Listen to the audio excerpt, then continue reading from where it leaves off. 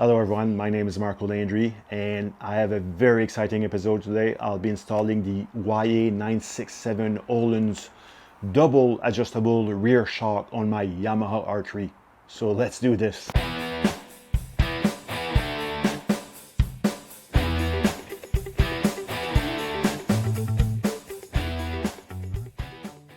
Alright folks, so as I mentioned in the intro, this video will be about the upgrade process for my rear suspension, and I will be installing the YA 967 Ohlins double adjustable rear shock on my Yamaha R3.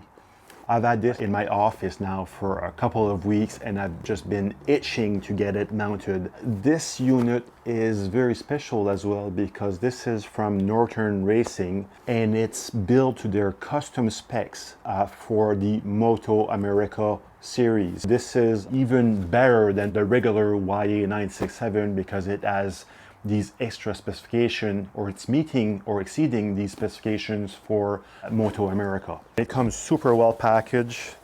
As you can tell here, has some foam. Everything is really well padded. Instruction manual. There's also a bracket to mount the external reservoir on the passenger rear foot peg as well. So the bracket comes with it. There's also a spanner wrench that comes with this kit as well. There's this little bracket here, the round bracket that will hold the reservoir in place. That's going to be needed in a few minutes. But the main part here that's very exciting is this here. This is like super nice. This shock can be fully configured to meet your riding requirements. It has the remote reservoir damper. It allows you to adjust your compression and your rebound separately.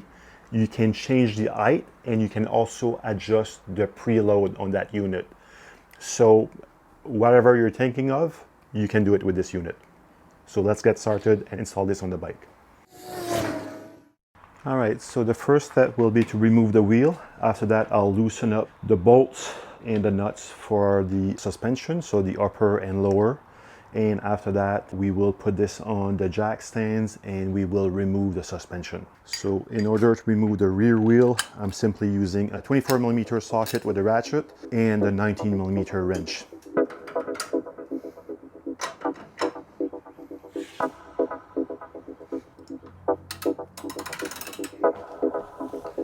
And I'm going to use my Pitbull tire wedge here to simplify the process as well.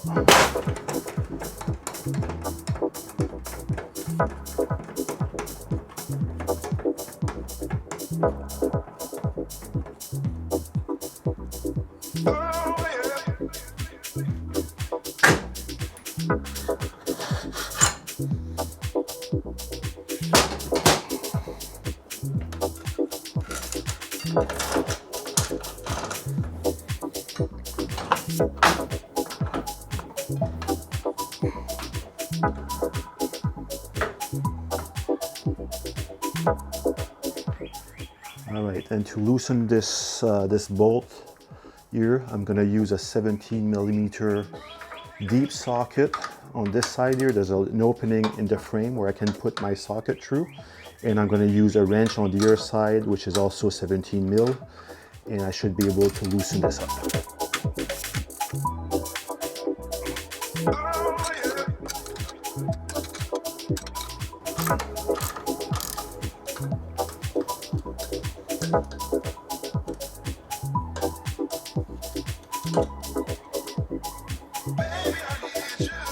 So for the top bolt and nut here, my wrench won't fit there, so I'm going to use the ratchet with a 17mm socket, and I'll use the same on the other side, and hopefully I can do this by myself because these bolts and nuts are super tight.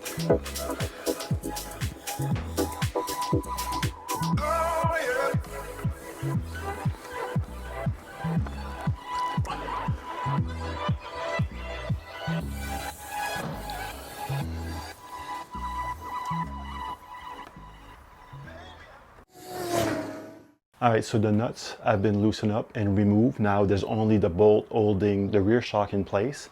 I've pre-adjusted the height of the jack stands on both sides, so they're just below my rear set. And now I'm going to take my wheel stand, my rear wheel stand, and remove it so that the body of the bike will rest on the rear set. So this way the swing arm will go down and I'll be able to remove the bolts and the shock as well.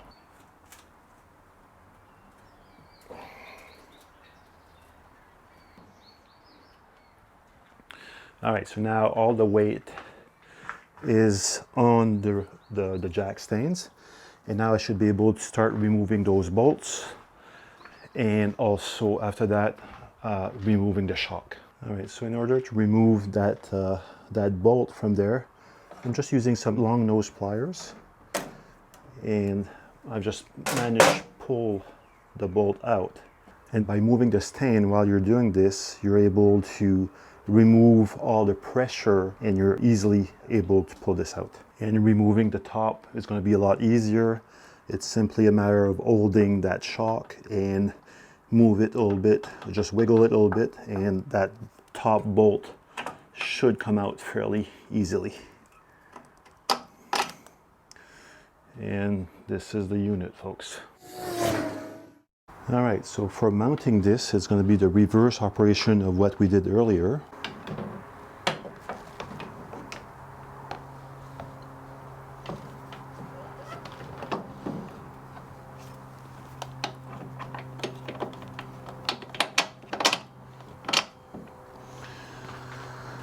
So I'm not going to put the nut right now. So while I'm doing this, I'm also going to replace the bolt and the nut on the lower portion of the shock. So this is a titanium one from Norton Motorsport. The total weight for this one is 2.4 ounces versus 4.3 ounces. So again, just a small thing to reduce the unsprung weight. The only drawback of this titanium one is that it's not a nylock, so I'll need to put some tread locker on this one to make sure it remains in place. You just have to be extremely patient for this. Just need to wiggle this quite a few times in order for this to fit properly. And once it's in on one side, then it gets hopefully a little bit easier.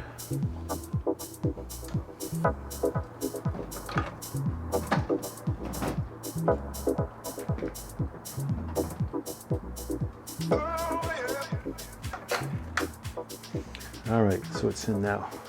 So now that the bolts are in place, I'm going to use the wheel stand, push everything back up, and I'll tighten the nuts on those bolts, and we should be good to go after that. And as I mentioned earlier, I'm going to put some red Loctite on that bolt. So now we are all set to secure the shock in place. So before you do this, it's always better to compress the suspension a little bit. That's why I removed the jack stands.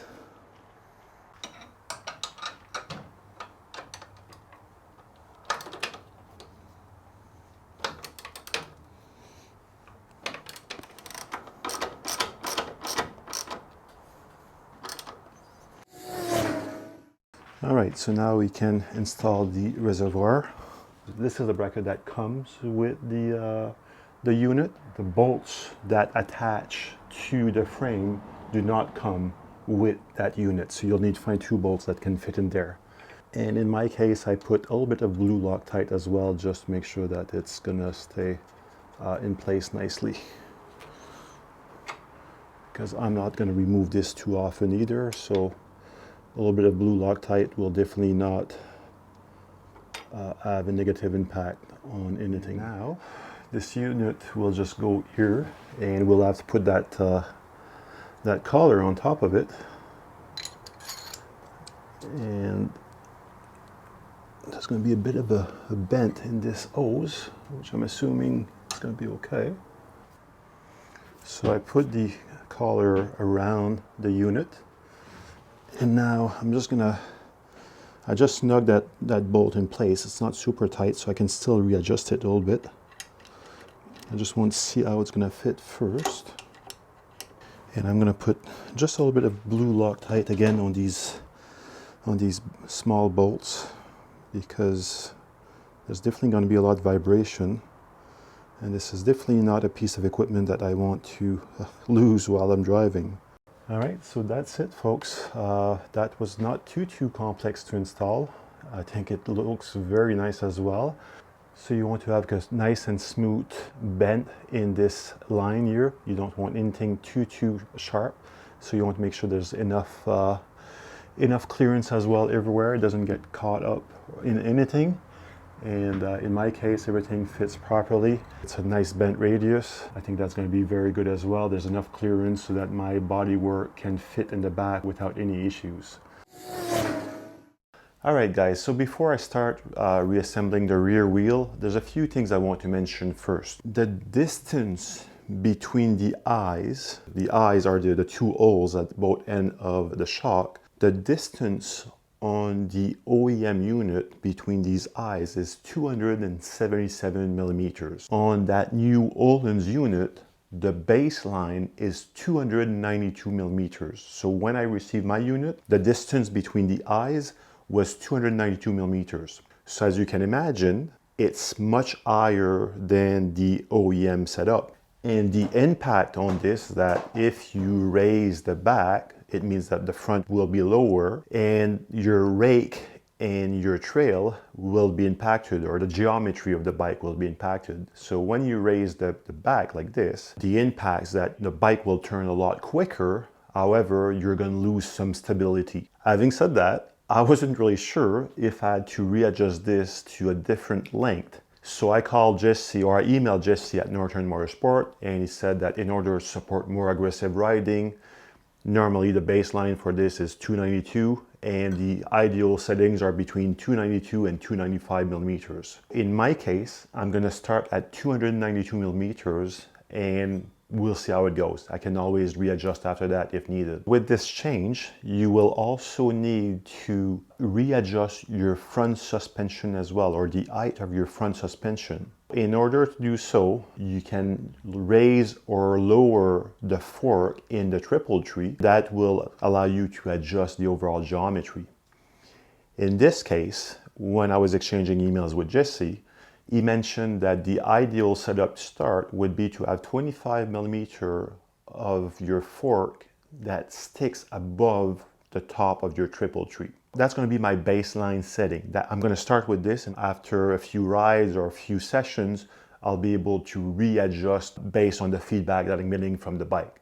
But that's going to be my starting point. So I'm not going to do any preload, rebound, compression, damping. I won't do any of these settings today. My goal right now is to put the back wheel back on, and we're going to call it a day. The reason why I'm not going to do any of these adjustments is because I also need to change the internal for the front suspension. That's why I'm just going to slap the wheel back on, and that's going to be it.